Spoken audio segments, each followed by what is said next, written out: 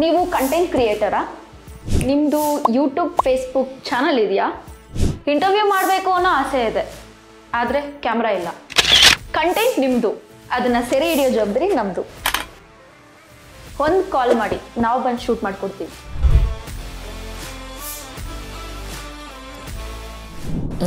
ಮೂಲತಃ ಕೊಡಗು, ಗೋಣಿಕೊಪ್ಪ ನಾನು ಹುಟ್ಟಿರುವಂತಹ ಒಂದು ಸಿಟಿ, ಊರು, ವಾಟ್ ಎವರ್.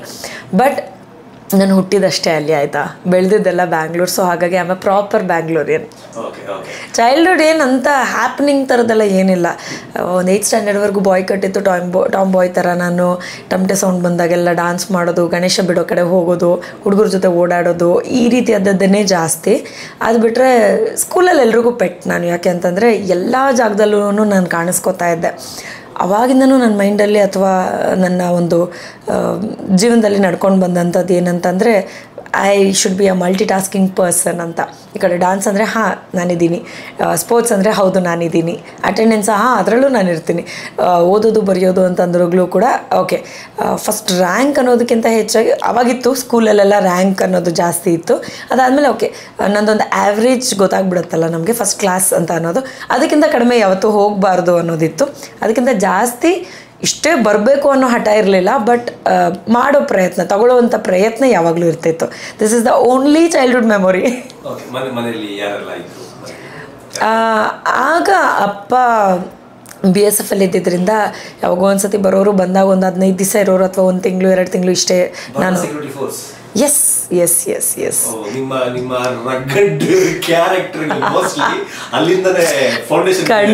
ಖಂಡಿತ ಹೌದು. ನಾನು ಯಾವಾಗಲೂ ಅಷ್ಟೇ, ಒಂದು ಟಾಸ್ಕ್ ಅಂತ ಆಗಿರ್ಬೋದು, ಯಾರಾದರೂ ಏನಾದರೂ ಒಂದು ಹೇಳ್ತಿದ್ದಾರೆ ಅನ್ಬೇಕಾದ್ರೆ ಸ್ಟ್ರೈಟಾಗಿ ಹಿಂಗೆ ನಿಂತ್ಕೊಂಡ್ಬಿಟ್ಟು ಕೈ ಹಿಂದಕ್ಕೆ ಹಿಂಗೆ ಕಟ್ಕೊಂಡು ಈ ರೀತಿ ಇರ್ತಾ ಇದ್ದೆ. ಸೊ ಅದನ್ನು ನೋಡಿ ಯಾವಾಗಲೂ ಹೇಳೋರು, ಸೋಲ್ಜರ್ ಮಗಳಂತ ತುಂಬ ಚೆನ್ನಾಗಿ ಗೊತ್ತಾಗುತ್ತೆ. ನೀವು ಬಿಗ್ ಬಾಸಲ್ಲೂ ನೋಡಿರ್ಬೋದು, ನಾನು ಬಹಳಷ್ಟು ಕಡೆ ಹಂಗೆ ನಿಂತಿದ್ದೀನಿ. ಸೊ ಅದು ಬೇಕು ಅಂತ ನಿಲ್ಲೋದಲ್ಲ, ಅದು ಆಟೋಮೆಟಿಕ್ಲಿ ಇರೋದು, ಬಂದಿರೋದು ಅದು ಆಟೋಮ್ಯಾಟಿಕ್ಕಾಗಿ. ಸೊ ಹಾಗಾಗಿ ಅಪ್ಪನ ನೋಡಿದ್ದು ಭಾಳ ಕಡಿಮೆ. ಕಾನ್ವರ್ಸೇಷನ್ಸ್ ಆಗಲಿ, ನಮ್ಮ ನಡವಳಿಕೆ, ಅವ್ರ ಜೊತೆ ಇರೋದಾಗಿರ್ಬೋದು, ಚಟುವಟಿಕೆ ಆಗಿರ್ಬೋದು, ಇದೆಲ್ಲನೂ ಭಾಳಷ್ಟು ಕಡಿಮೆ. ಬಟ್ ಅಮ್ಮ ಯಾವಾಗಲೂ 24 hours ನಮ್ಮ ಕಣ್ಮುಂದೆ ಇರೋರು. She did a lot for us. ನಾನು ಮಾತ್ರ ಅಲ್ಲ, ಅಕ್ಕ ಇದ್ದಾರೆ, ತಮ್ಮ ಇದ್ದಾರೆ. ಸೊ ನಾವು 3 ಜನ ಮಕ್ಕಳು. ನಾವು 3 ಜನ ಪ್ಲಸ್ ಅಮ್ಮ. ಯಾವಾಗ್ಲೂ ಫ್ರೆಂಡ್ಸ್ ಥರ ಜಾಸ್ತಿ ಒಡನಾಟ ನಮ್ಮದು. ಸೊ ಅದರಲ್ಲಿ ಮಧ್ಯದಲ್ಲಿರೋಳು ನಾನು. ಸೊ ಪೆಟ್ ಅಂತ ನಾನು ಫೀಲ್ ಮಾಡ್ತಾ ಇದ್ದೆ. ಆದರೆ ಅದೊಂದು ವಿಷಯ ಬೇರೆ. ದೊಡ್ಡ ಮಗಳು ಅಂತ ಅವ್ರಿಗೊಂದು ಇಂಪಾರ್ಟೆನ್ಸ್ ಸಿಗುತ್ತೆ, ಸಣ್ಣ ಮಗ ಅಂತ ಇವ್ರಿಗೊಂದು ಇಂಪಾರ್ಟೆನ್ಸ್ ಸಿಗುತ್ತೆ. ಮಧ್ಯದಲ್ಲಿರೋರು ಸುಮ್ಮನೆ ಆಟಕ್ಕುಂಟು ಲೆಕ್ಕಕ್ಕಿಲ್ಲ ಅನ್ನೋ ಓಡಾಡ್ತಾನೆ ಇರ್ತಿದ್ದೆ. ಬಟ್ ನಾನು ಬಿಟ್ಕೊಡಲ್ಲ ಯಾವುದೇ ಜಾಗದಲ್ಲೂ.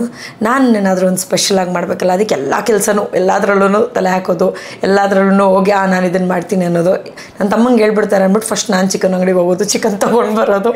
All these I have done. So like ಅದೊಂಥರ ಜಲಸ್ ಅನ್ನೋದಕ್ಕಿಂತ ಹೆಚ್ಚಾಗಿ ನನ್ನ ಒಂದು ಇಂಪಾರ್ಟೆನ್ಸ್ ನಮ್ಮ ತಾಯಿಗಾಗಿರ್ಬೋದು, ನಮ್ಮ ತಂದೆಗಾಗಿರ್ಬೋದು, ಮನೆಗೆ ನೆಂಟರು ಬರ್ತಾರಲ್ಲ ಅವರಾಗಿರ್ಬೋದು, ಈ ಸಮಥಿಂಗ್ ಸ್ಪೆಷಲ್ ಅಲ್ಲ ಅನಿಸ್ಬೇಕು ಅಂತ ಆ ಥರ ಸ್ವಲ್ಪ ಹೈಪರ್ ಆ್ಯಕ್ಟಿವ್ ಆಗಿರ್ತಾ ಇದ್ದೆ ನಾನು. ತಂದೆಯವರ ಅಂದರೆ ನೀವು ಹೇಳಿದ್ದಕ್ಕೆ BSF ಅಲ್ಲಿ ಮಾಡ್ತಿದ್ರು ಅಂತ ಹೇಳಿದ್ದಕ್ಕೆ ಅವ್ರ ಬಗ್ಗೆ ತಿಳ್ಕೊಳ್ಳೋಕೆ ತಂದೆಯವ್ರ ಜೊತೆ ಹೇಗಿರ್ತಿದ್ರು, ಹೇಗೆ ಬೆಳೆಸಿದ್ರು ನಿಮ್ಮನ್ನೆಲ್ಲ ಅಂತ? ಎಲ್ಲಿ ಹೊಡಿತಾರೋ ಅಂತಲೇ ಎದುರ್ಕೊಂಡಿರ್ತಾ ಇದ್ವಿ. ದಿಸ್ ಇಸ್ ದ ಫ್ಯಾಕ್ಟ್, ಆಯಿತಾ. ಯಾವಾಗ ಹೊಡಿತಾರೆ ಅಂತ ಗೊತ್ತಿರ್ತಿರ್ಲಿಲ್ಲ ನಮಗೆ. ಅಂದರೆ ಒಂದು ಅವ್ರಂದ್ರೆ ಸಿಕ್ಕಾಪಟ್ಟೆ ಭಯ ಆಯಿತು. ಇನ್ನೊಂದು ಅಮ್ಮನ ಹತ್ರ ಮಾತಾಡಿದಾಗೆ ಸಲಿಗೆಯಿಂದ ಅವ್ರ ಹತ್ರ ನಾನು ಯಾವತ್ತೂ ಮಾತೇ ಆಡಿಲ್ಲ. ಸೊ ಆ ಸಲಿಗೆ ತುಂಬ ಕಡಿಮೆ. ಅದಲ್ಲದೆ ಒಂದು ಇನ್ಸ್ಟೆನ್ಸ್ ಹೇಳ್ಬೇಕಂತಂದರೆ, ನಾವು ಸಣ್ಣ ಮಕ್ಳಿರ್ಬೇಕಾದ್ರೆ ಜಾಸ್ತಿ ಆಟ, ರೋಡಲ್ಲಿ ಕಬಡ್ಡಿ ಆಡೋದು, ಖೋಖೋ ಆಡೋದು, ಇನ್ನೇನು ಸಿಕ್ತಿ ಎಲ್ಲ ಆಟ ಆಡೋದು, ಸೈಕಲ್ ತೊಗೊಂಡು ರೋಡ್ ಸುತ್ತೋದು, ಇದೇ ನನ್ನ ಕೆಲಸ ಆಗಿತ್ತು ಆಲ್ಮೋಸ್ಟ್ ಯಾವಾಗಲೂ. ಸೊ ಓದ್ತಿದ್ದೆ at the same time. So ನಮ್ಮ ಅಪ್ಪಂಗೆ ನನ್ನ ಕಂಡ್ರೆ ಆ ವಿಚಾರಕ್ಕೆ ತುಂಬ ಇಷ್ಟ ಇತ್ತು. ಅಂದರೆ ಹೋಮ್ವರ್ಕ್ ಅಂದರೆ ಇವತ್ತು ನೈಟ್ ಎಷ್ಟೊತ್ತಾದರೂ ಸರಿ ನಾನು ಇವತ್ತೇ ಮುಗಿಸಿ ಹೋಗೋದು ಸ್ಕೂಲ್ಗೆ ಅನ್ನೋ ಥರ ಅದೊಂದು ರಿಜಿಸ್ಟ್ರ್ ಮಾಡಿ ಬಿಟ್ಬಿಟ್ಟಿದ್ದೆ. ಆ ವಿಚಾರಕ್ಕೆ ಅವರಿಬ್ಬರನ್ನ ಕಂಪೇರ್ ಮಾಡಿ, ನೋಡು ಅವಳು ಹೋಮ್ವರ್ಕ್ ಮುಗಿಸಾಗಿದೆ, ನಿಂದಾಗಿದೆಯಾ ಅಂತ ನಮ್ಮ ಅಕ್ಕಂಗೆ ಬೈಯೋದು. ಆ ಕಡೆ ಹೋಗ್ಬಿಟ್ಟು ನೋಡು ಅವಳು ಕಲ್ತ್ಕೊಂಡಾಯ್ತು ಅಂತ, ನೀನು ಇನ್ನೂ ಕಲ್ತಿಲ್ಲ ಅಂತ ನನ್ನ ತಮ್ಮಂಗೆ ಬೈಯೋದು. ಈ ಥರ ಆಗೋದು.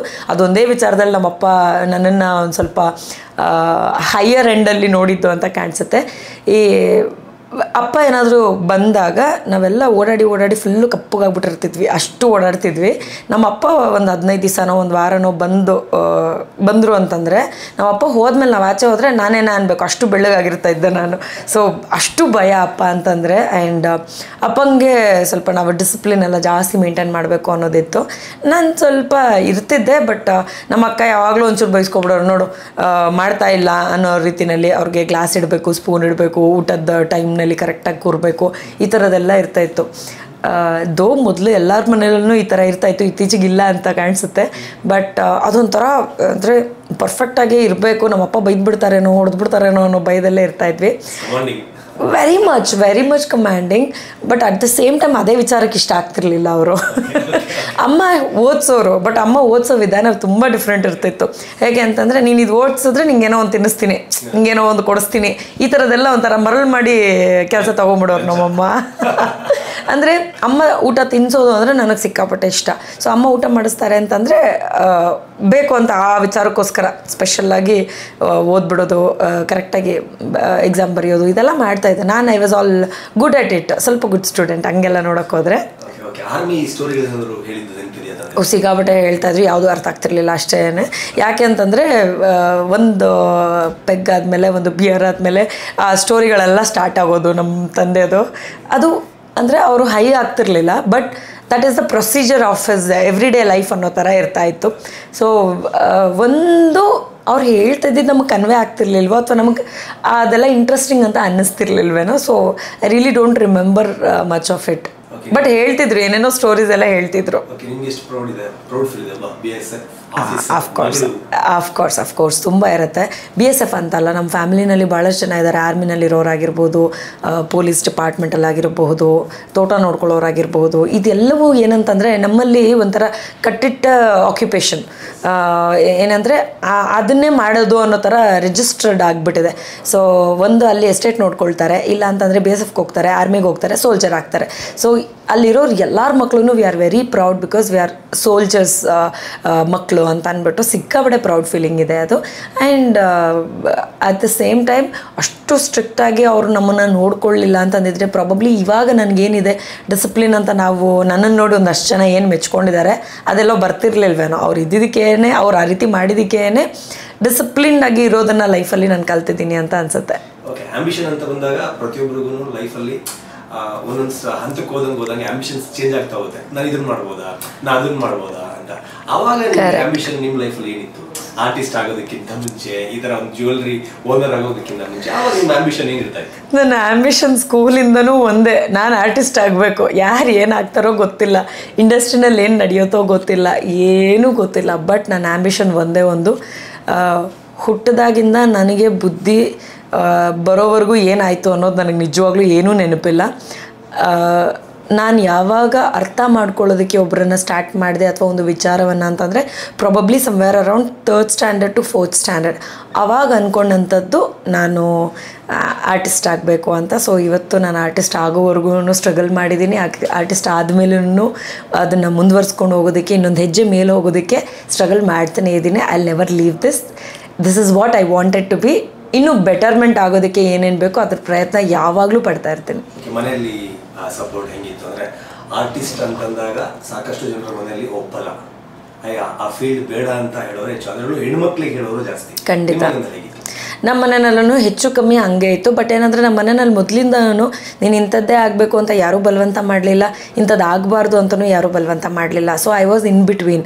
ಸೊ ಅಪ್ಪಂಗೆ ಏನಂತಂದರೆ, ಚೆನ್ನಾಗಿ ಓದ್ತಿದ್ಲು ಹುಡುಗಿ, ಸ್ಕೋರ್ಸ್ ಎಲ್ಲ ಚೆನ್ನಾಗಿದೆ, ಚೆನ್ನಾಗಿ ಕೆಲಸ ಮಾಡಿದ್ರೆ ನ್ಯಾಯವಾಗಿ ಮಂತ್ಲಿ ಸ್ಯಾಲ್ರಿ ಬರುತ್ತೆ, ಮನೆಗಿನ ನೋಡ್ಕೊಂಡು ಆರಾಮಾಗಿ ಏನು ಬೇಕಾದ ತೊಗೊಂಡು EMI ಕಟ್ಕೊಂಡು ಆರಾಮಾಗಿರಲಿ ಅನ್ನೋದು ನಮ್ಮ ಅಪ್ಪನ ಒಂದು ಥಾಟ್ ಆಗಿತ್ತು. ಅಮ್ಮ ಹೇಗಂತಂದರೆ, ಅಮ್ಮಂಗೂ ಅದಿತ್ತು, ಬಟ್ ಜೊತೆಗೆ ಏನೋ ಮಾಡಬೇಕು ಅಂತಂದಾಳೆ. That is something different. Maybe ನಮ್ಮ ತಾಯಿಯವ್ರಿಗೂ ಏನೋ ಆಗಬೇಕು ಅಂತ ಇತ್ತೇನೋ, ಅವ್ರಿಗೆಲ್ಲ ಅವಕಾಶ ಸಿಗಲಿಲ್ವೇನೋ, ಅದಕ್ಕೆ ಅವರು ನಾನು ಏನು ಮಾಡಿದ್ರು ಓಕೆ ಅಂತಿದ್ರು ಅಂತ ಒಂದಿದೆ. ಬಟ್ ಅವ್ರು ಯಾವತ್ತೂ ಹೇಳಿಲ್ಲ. ಬಟ್ ಎಸ್, ನಮಗಿಂತ ಮುಂಚಿನ ಜನ್ರೇಷನಲ್ಲಿ ಇರೋರ್ಗೆಲ್ರಿಗೂ ಇದೊಂದು ಫೇಸ್ನ ಕ್ರಾಸ್ ಮಾಡಿ ಬಂದಿರ್ತಾರೆ. ಅವ್ರಿಗೇನೋ ಒಂದು ಅಚೀವ್ ಮಾಡಬೇಕು ಅಂತ ಇರುತ್ತೆ, ಅವ್ರಿಗೆ ಯಾರು ಸಪೋರ್ಟ್ ಮಾಡೋರು ಇರಲ್ಲ. ಬಟ್ ನನ್ನ ತಾಯಿ ನನ್ನ ಜೊತೆ ಪ್ರತಿ ದಿನಕ್ಕೂ ಪ್ರತಿ ಕ್ಷಣಕ್ಕೂ ಎಲ್ಲ ಜಾಗದಲ್ಲೂ ನಿಂತಿದ್ದಾರೆ, ಅಷ್ಟೇ ಬೈದಿದ್ದಾರೆ. ಹೋಗ್ಲೋದು ಸ್ವಲ್ಪ ಕಡಿಮೆ ನಮ್ಮಮ್ಮ. At the same time she was there with me. ಮೊದಲೆಲ್ಲ ನನಗೆ ಪ್ರತಿಯೊಂದು ಶೂಟಿಂಗಲ್ಲೂ ಅವ್ರು ಬರೋರು, ಜೊತೆನಲ್ಲಿರೋರು, ಎಷ್ಟೇ ಕಷ್ಟ ಆದ್ರೂ ಟೈಮ್ ಲೆಕ್ಕ ಆಗ್ತಿರ್ಲಿಲ್ಲ, ಎಲ್ಲವನ್ನೂ ಮಾಡೋರು. ಇತ್ತೀಚೆಗೆ ಎಲ್ಲೂ ಬರಲ್ಲ ಬಿಕಾಸ್ ಅವ್ರಿಗೊಂದು ಸ್ವಲ್ಪ ಹುಷಾರಿರಲಿಲ್ಲ. ಸೊ ಅದಾದಮೇಲೆ ಅವ್ರು ಒಂಚೂರು ಓಡಾಡೋದು ಕಡಿಮೆ ಮಾಡಿದ್ರು. ಅದು ಬಿಟ್ಟರೆ ಬೈಯೋದು ಇವಾಗಲೂ ಬೈತಾರೆ, ಚೆನ್ನಾಗೇ ಬೈತಾರೆ. ಅದಾದಮೇಲೆ ಹೊಗಳೋದಂತೂ ಝೀರೋ ಮಾಡಿಬಿಟ್ಟಿದ್ದಾರೆ. ಅವಾಗ ಅಲ್ಪ ಸ್ವಲ್ಪನಾದರೂ ಹೊಗಳೋರು, ಈಗ ಹೊಗಳೋದು ಝೀರೋ ಮಾಡಿಬಿಟ್ಟಿದ್ದಾರೆ. ಈಗ ಪ್ರಪಂಚದಲ್ಲಿ ಎಲ್ಲರೂ ಹೊಗಳ್ತಾ ಇದ್ದಾರಲ್ಲ, ನಮ್ಮಮ್ಮ ಹೊಗಳ್ಬಿಟ್ರೆ ಮತ್ತೆ ನನ್ನನ್ನು ಹಿಡಿಯೋಕ್ಕಾಗತ್ತಾ? ಸೊ ಹಾಗಾಗಿ ನಮ್ಮಮ್ಮ ಸ್ವಲ್ಪ ಹೊಗಳೋದು ಕಡಿಮೆ ಮಾಡಿಬಿಟ್ಟಿದ್ದಾರೆ. ಅದು ಬಿಟ್ಟರೆ ಅವ್ರಿಗೊಂದು ಸಣ್ಣ ಸಣ್ಣ ವಿಚಾರ, ಅವ್ರನ್ನೆಲ್ಲಾದರೂ ಒಂಚೂರು ಕರ್ಕೊಂಡು ಹೋದ್ರೂ ಮಾಡಿದ್ರೂ ತುಂಬ ಖುಷಿ ಆಗ್ತಾರೆ. ಸೊ ಐ ಥಿಂಕ್ ಮತ್ತೆ ಕೆಲವೊಂದನ್ನು ಹೇಳಲ್ಲ ಅವರು, ಒಳ್ಳೇದಾಗಲಿ ಕೆಟ್ಟದಾಗಲಿ ಕೆಲವೊಂದನ್ನು ಹೇಳಲ್ಲ ಅವರು, ನಾನೇ ಅರ್ಥ ಮಾಡ್ಕೊಳ್ಳಿ ಅಂತ ಬಿಟ್ಬಿಡ್ತಾರೆ. ಕೆಲವೊಂದು ಸರಿ ಅರ್ಥ ಆಗುತ್ತೆ, ಎಲ್ಲ ಟೈಮಲ್ಲೂ ಅರ್ಥ ಆಗಲ್ಲ. ಅದು ಬಿಟ್ಟರೆ ಅಕ್ಕ ವಾಸ್ ನಾಟ್ ಹ್ಯಾಪಿ. ಯಾಕೆಂದರೆ ಅವರು ಒಂದು ಕಂಪ್ನಿನಲ್ಲಿ ವರ್ಕ್ ಮಾಡ್ತಾಯಿದ್ರು. ಸೊ ನಾವು ಕೂಡ ಅಂದರೆ ಜನರಲ್ಲಾಗಿ ಅದೇ ಅಲ್ವಾ ಆಗೋದು. ಸೊ ಮುಗಿದ್ಮೇಲೆ ಒಂದು ಕಂಪ್ನಿನಲ್ಲಿ ವರ್ಕ್ ಮಾಡ್ತಾರೆ, ಸ್ಯಾಲ್ರಿ ಸಿಗುತ್ತೆ ಅಂತ ಅವರೆಲ್ಲ ಆಲ್ರೆಡಿ ಸ್ಯಾಲ್ರಿ ಎಲ್ಲ ನೋಡ್ತಾಯಿದ್ರು. ಸೊ ಹಾಗಾಗಿ ಯಾಕೆ ಸುಮ್ಮನೆ ಕೆಲಸ ಮಾಡಬಾರ್ದು, ನನಗಿಂತ ಚೆನ್ನಾಗಿ ಓದಿದ್ಯಾ ನೀನು, ಇದೆಲ್ಲ ಹೇಳೋಕ್ಕೆ ಸ್ಟಾರ್ಟ್ ಮಾಡಿದರು. ಅವಾಗ ಒಂಚೂರು ಕೋಪ ಬರೋದು. ಬಟ್ ಅವ್ರ ಪಾರ್ಟಲ್ಲಿ ಅವ್ರು ಕರೆಕ್ಟೇ ಇದ್ದರು ಅಂತ ನಾನೇನು ಅನ್ನಲ್ಲ. ನನ್ನ ತಮ್ಮ ಯಾವತ್ತೂ ಯಾವುದಕ್ಕೂ ಏನಕ್ಕೂ ಇನ್ವಾಲ್ವ್ ಆಗಲೇ ಇಲ್ಲ. ಒಂದು he was Young but is very understanding. ಅವ್ನಿಗೆ ನಮ್ಮ ಮನೆಯಲ್ಲಿ ಆ್ಯಕ್ಚುಲಿ ಎಲ್ಲರಿಗಿಂತ ಅವ್ನು ಸ್ವಲ್ಪ ಜಾಸ್ತಿ ಪ್ರಾಕ್ಟಿಕಲ್, ನಾನು ಜಾಸ್ತಿ ಪ್ರಾಕ್ಟಿಕಲು. ನಾನು ಬಿಟ್ಟರೆ ನನ್ನ ತಮ್ಮ ಸ್ವಲ್ಪ ಚೆನ್ನಾಗಿ ಅರ್ಥ ಮಾಡ್ಕೋತಾನೆ ವಿಚಾರಗಳನ್ನ, ಯಾವುದಾದ್ರೂ ಹೇಳಿದ್ರು ಸರಿ, ಹೇಳಿಲ್ಲ ಅಂದರೂ ಸರಿ. ಸೊ ಹಂಗಾಗಿ he was just neutral with both of us. ಯಾಕಂದರೆ ಅಮ್ಮನ ಎದುರು ಹಾಕೊಂಡು ಏನಾದರೂ ಕೆಲಸ ಮಾಡೋಕ್ಕಾಗತ್ತಾ? ಸೊ ಹಾಗಾಗಿ ಅವನೊಂದು ಸ್ವಲ್ಪ ನ್ಯೂಟ್ರಲ್ ಆಗಿ, ಬಟ್ ನೆವರ್ ಇಂಟರ್ಫಿಯರ್ಡ್ ಆಲ್ಸೋ, ಯಾವುದನ್ನು ಬೇಡ ಅಂತಲೂ ಹೇಳಿಲ್ಲ.